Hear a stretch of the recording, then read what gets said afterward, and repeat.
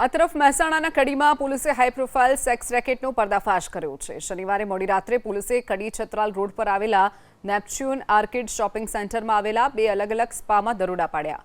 દરોડા દરમિયાન બંને સ્પામાં દેહ વેપારનો ગોરખ ધંધો ચાલતો હોવાનો પણ ખુલાસો થયો છે। એક સ્પામાંથી પોલીસે 4 યુવતીને મુક્ત કરાવી અને પોલીસે સ્પાના મેનેજર શૈલેષ મહેરિયા સહિત ગ્રાહકોને ઝડપી પાડ્યા હતા, જ્યારે સ્પામાંથી મોબાઈલ, આપત્તિજનક સામગ્રી, હિસાબના ચોપડા સહિત કુલ 25,000થી વધુનો મુદ્દામાલ જપ્ત કર્યો છે।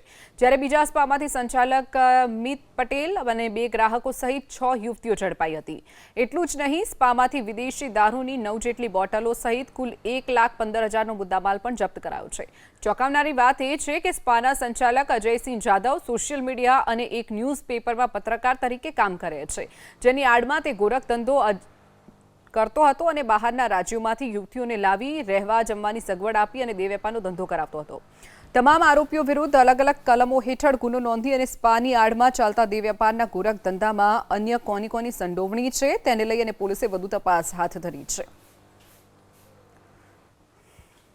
કડી પોલીસ દ્વારા ડેન સ્પા 2 તેમજ તાજ સ્પા 2 સ્પાની અંદર ઠરાવ કરી પંચો રૂબરૂ રેડ કરતા ડેન સ્પામાંથી 5 ભોગ બનનાર તેમજ 3 ગ્રાહક અને તાજ સ્પામાંથી 2 ગ્રાહક અને 3 ભોગ બનનાર મળી આવેલ। બંને સ્પાની અંદર તપાસ કરતા કઢંગી હાલતમાં ગ્રાહક તેમજ ભોગ બનનાર મળી આવેલ, તેમજ જે તાજ સ્પા છે એની અંદરથી પ્રોહિબિશનની દારૂની 9 બોટલ પણ મળી આવે છે।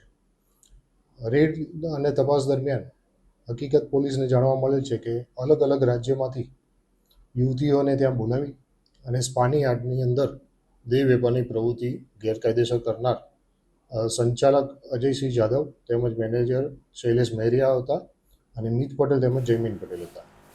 આ બંને સ્પા ઉપર પોલીસે રેડ કરી